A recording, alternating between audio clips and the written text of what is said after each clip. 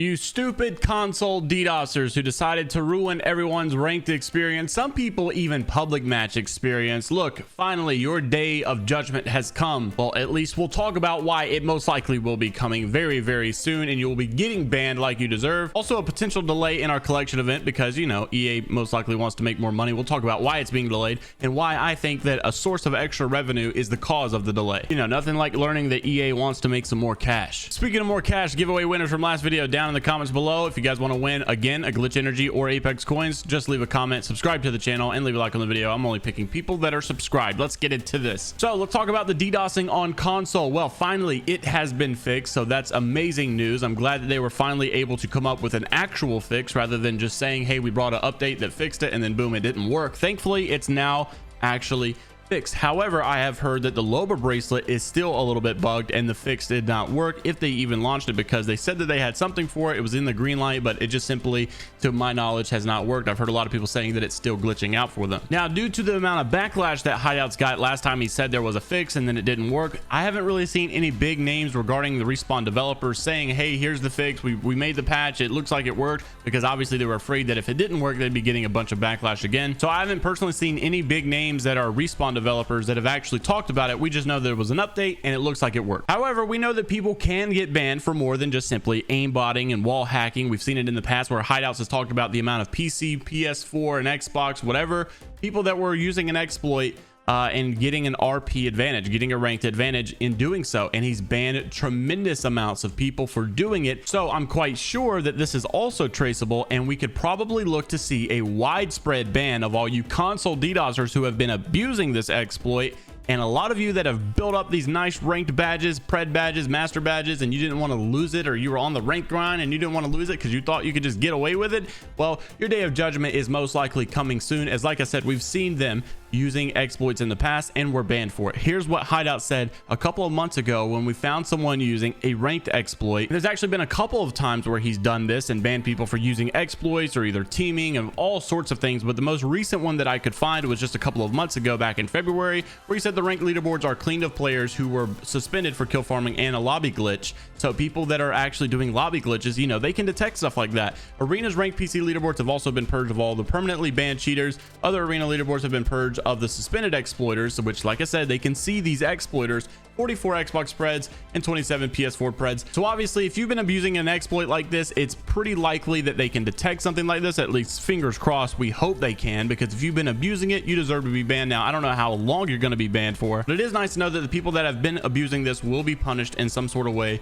most likely. Now, we know that one girl was obviously live streaming herself doing it, saying that she's not going to get banned because they don't care. We know she's obviously been banned already, but hers was most likely, you know, expedited because she was streaming it. So I'm not sure how long bans are going to take for the people that were not streaming it and obviously trying to do it in discreet, but hopefully it is pretty soon. Now, obviously it's a new season, and with the new season we get a collection event every season, so you're expecting one pretty soon. Well, it may happen a little later than what you were expecting, because Garrett Leaks talked about in a video very recently that it could possibly be delayed due to another little store event that they want to do right before the collection event. So it looks like the collection event may start on June the 28th, and then we will have a week prior of a store event for a Lifeline heist skin, and that would obviously be June 21st through the 28th at the time where the collection event would start. Now, the reason that he thinks that it's actually going to be separate and not all at once, because obviously Respawn could, or EA I guess you would say, could make a little bit more money by separating the two, having a store event where everybody focuses on this one skin or all these little items that they're adding in the store,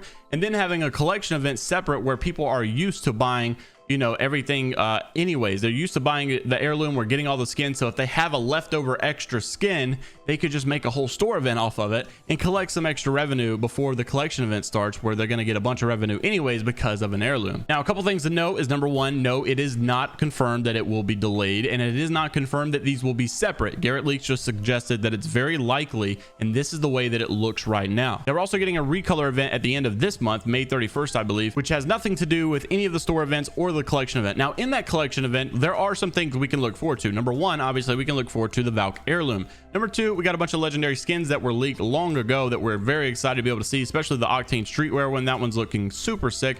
But there's probably the most important thing, in my opinion, are the game modes, the amount of fun that you're going to have. So there's a couple of game modes that obviously we know will be returning. We just don't know which one will be returning on this event specifically. So I'll tell you those game modes, and I also want to give you my reasoning as to why I think personally there could possibly be more than just one. Okay, so the game modes that we can look forward to possibly return are 1, Armed and Dangerous, 2, Control Mode, 3, Killing Time, and 4, Shadow Royale. Now, Shadow Royale is probably the least likely because obviously it's not even close to Halloween yet, but Ezra did say that Shadow Royale was set to return on Olympus, but we just don't think that it's necessarily meaning season 13, but it could possibly be if they have a themed event that's, you know, geared towards that same type of gameplay. You could always do like a zombified type event, you know, and bring Shadow Royale because it matches the zombie theme. However, it doesn't have to be Halloween. I do think that that game mode is probably the least likely. Now, it is very possible that we would get Armed and Dangerous because we remember Josh Bonita replying to Lulu a couple months back saying that, you know, basically we wanted that game mode to come back, and he said, I got you,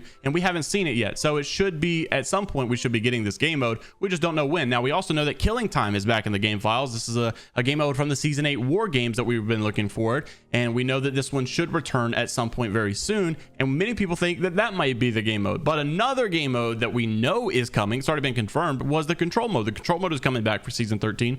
We already knew that. Is it going to be this event? And if it is, it's hard for me to believe that they're only bringing back Control Mode, considering it's been brought back 3 times, or it's been brought 3 times, and all the other game modes that we've had, these LTMs for these events for the past 2 seasons, has been Control Mode. It's time for something new. Now, we know that Control Mode is coming back in season 13, and we know that it will have some updates like a join mid-match lobby, so it's not necessarily a queue system where you got to get team. It's just basically like you can join, if somebody leaves a match, you can join up one, so it's a little bit quicker. They also said they're going to bring in some new changes and change it up a little bit to make it perfectly balanced. I think that's why they're bringing it back so much, is because they probably have intentions to make it permanent. They just want to make sure it's dialed down to be really good and really balanced before they make it permanent. They probably don't want to make the same mistake that they did with the arenas mode. So it just seems very odd if they have no new LTM, or at least a old returning LTM besides Control Mode. So maybe we will have a situation where we can have multiple modes. I'm not really sure if that's going to be the case for us, but it would be amazing to have, because this is something we've not seen since the Grand Soiree event back in season 3, where we had a new game mode every 2 days. And man, that was one of the greatest events. I just can't believe